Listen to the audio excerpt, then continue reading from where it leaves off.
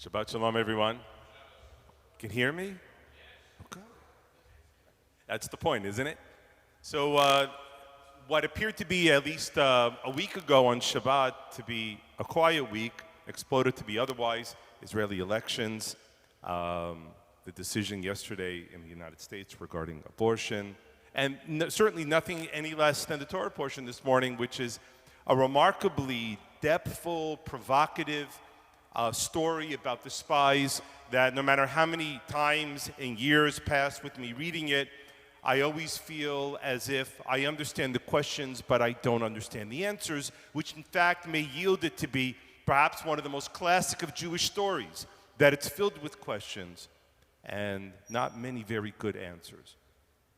But first, and perhaps last, I thought I would talk about the soup du jour, which is the abortion question coming out of the States. And first to begin by asking, because my inbox filled up with lots of emails from people yesterday, and why are we so concerned about what goes on in the States? And the truth of the matter is, if you would have, you probably shouldn't, but if you put on CBC, they had representatives of Canadian abortion rights movements talking. And everyone's in a panic, right? They're talking like, the storm's coming, batten the hatches, close the doors, that kind of thing. And the hysteria, I don't understand, of course, because these are two different countries. Yes, we share a border, but when they vote for their elected officials, they're not voting here, and vice versa. So why do we care so much, and not just Canada for the record? Throughout the world, it was overwhelmingly lamented. Primarily my Twitter feed is filled with Israeli news, and it was no less gloomy and mournful and critical that you would have seen in the Canadian news or anywhere else. In fact, there was a French newspaper, I forget which one it was one of the big ones. They published on their front page for today, apparently, but they released it yesterday. The front cover was an American flag, half with the American colors, the other half black, and it was called Black Friday. So why do we care so much? And I think there's a few reasons, actually. One, America is the longest surviving, functioning federal democracy in the world, period. The kind of democracy that we live under, the federalist system that America functions under, is in fact the mother that has given birth to many systems throughout the world. And so the American model of democracy is once again, it's the oldest federal functioning democracy in the world, and we look upon it as the standard bearer, as the thing that holds the candle in the night, the bellwether, the Shacharit, as they would say in Hebrew, about how things come and go. The other thing, of course, which is deeply connected to the first reason, is that it could easily be said, and difficult to argue, that if it wasn't for the Americans, that democracy as we know it today would not look anything like it does today. And that is because one of the great enterprises of America, and I speak specifically post-Second World War, was to create an economic system that would support and also grow democracy throughout the world.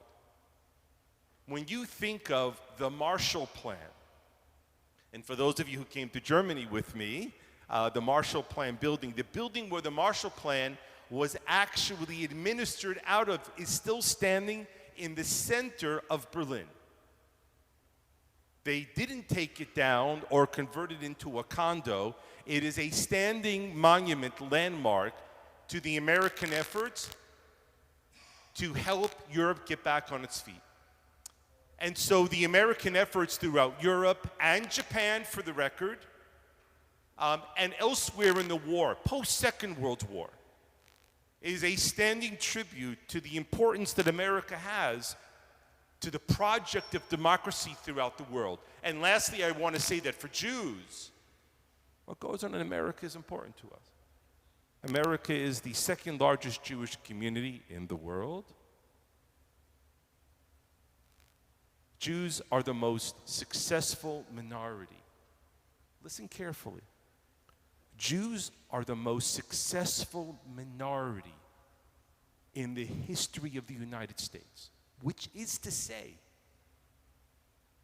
that Jews are the most successful minority in the history of the world. 2/3 of Protestants, when they're regularly polled, they do this every few years, 2/3 of Protestants want their daughters to marry Jewish men. And this is an indication, I think, of the great respect that people have for what they believe to be the values of Jews. Of course, we don't want them taking our boys, but the idea that they see this people, the Jews, as something that they want to marry into because it's good. Over and over again, the fate of the Jews is deeply tied, no matter where you may live as a Jew. The fate of the Jews is deeply tied to the fate of the United States. All right, so let's talk about abortion.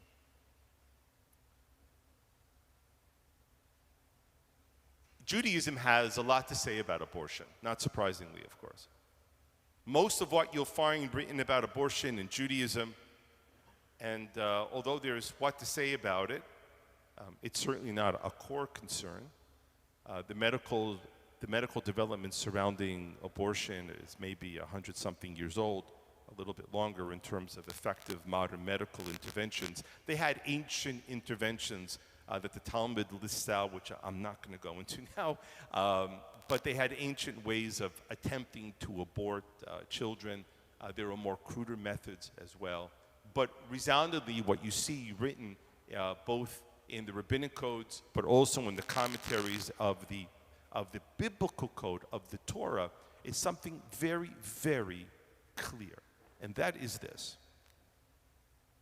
That commandment over there, number 6, where it says, Lo tirtzach, that you shall not murder, which is routinely quoted by advocates who are pro-life, it is unequivocally, in the Jewish perspective, inapplicable to a fetus.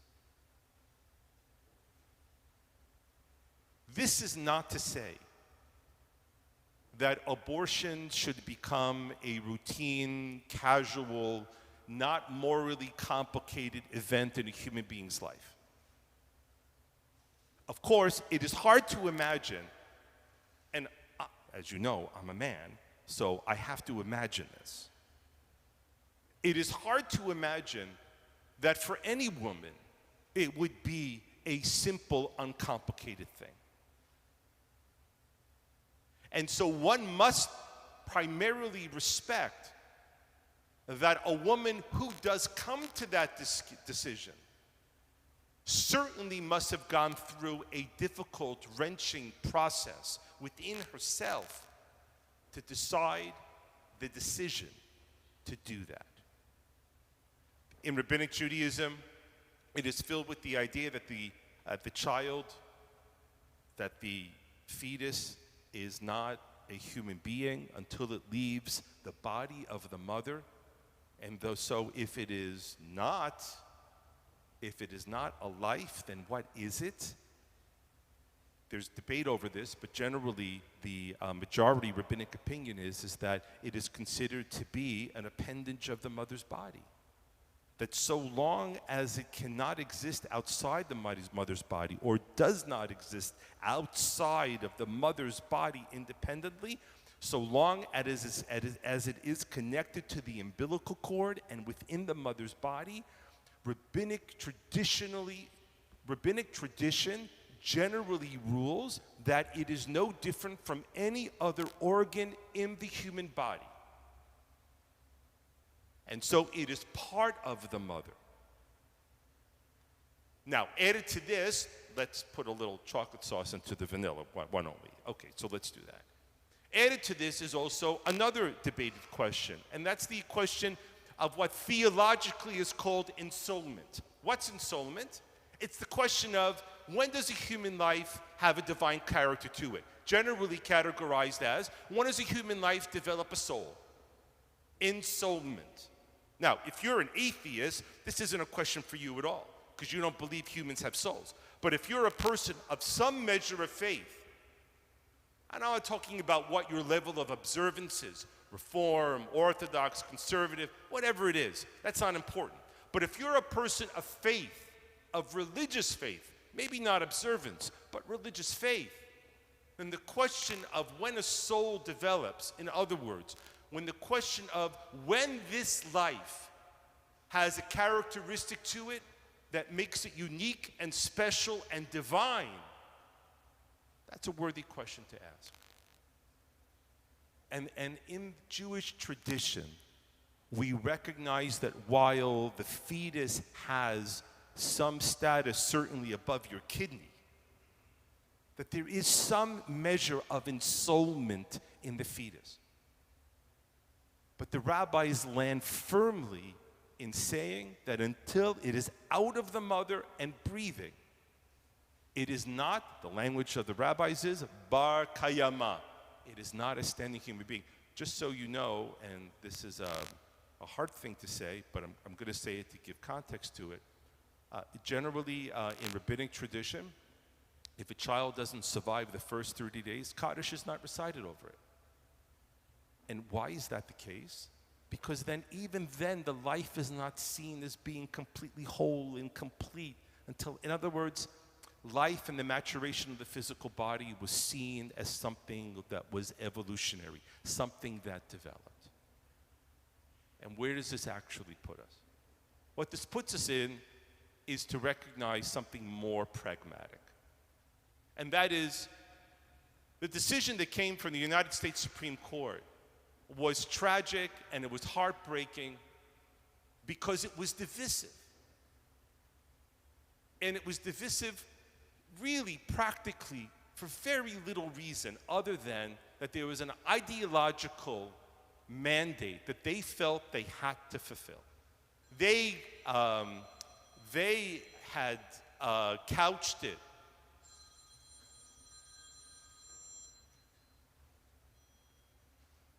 had couched it under language. It's definitely not for me. That much I know. They had couched it under language that they were correcting a legal thing, it was a technicality issue, but no one bought it. They weren't trying to reinstate what they argued was bad legal logic in resolving or fixing this problem. It was an ideological thing. And that one of the things that societies need above all else to figure out how to do is that we need to learn how to live with each other. You can't make laws, and the rabbis say this over and over again. Lo gazrinan gzerat al gzerat rabbanan, al gazrim she'enu ba'kayamim. You're not allowed to make laws, the ancient rabbi said, that people can't live with. And the rabbinic tradition is woven over and over again. As a teacher of mine once said to me, it doesn't take a Talmud Chacham to say no to something. Anybody can say no. Can I eat this, Rabbi? No. Can I do this? No. Can I marry that person? No. Should I go to that shul? No. It takes a Talmud Chacham to say yes. Because someone who's wise understands.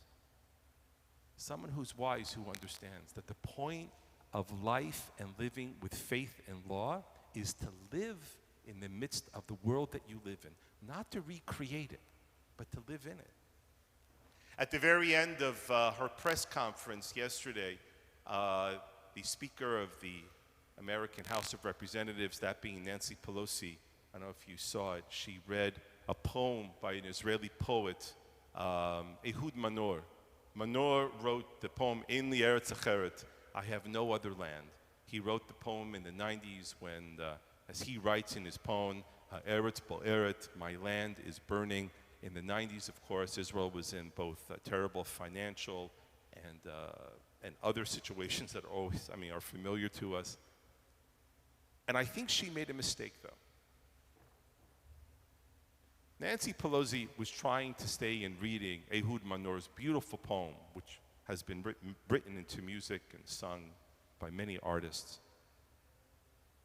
in saying that this divisiveness in the United States is making her country unlivable. But she has no other country. Ein li eretz acheret. I have no other country. And so I will cry for her until she hears my tears, so to speak. But Ehud Manor wrote that poem not because Israel was tearing itself up from the inside, but because it was under attack from the outside. And in the Torah portion this morning, the warning of an Eretz ochelet et yoshveha, of a land that can consume its inhabitants, is a warning that we see in our time. They have to figure out how to live with each other, just like we have to figure out how to live with each other, about learning how to live with opinions that we don't like. But the point of life is not proving people wrong. The point of life is living with people that you may not agree with. And no Jewish idea is stronger than that. Shabbat Shalom.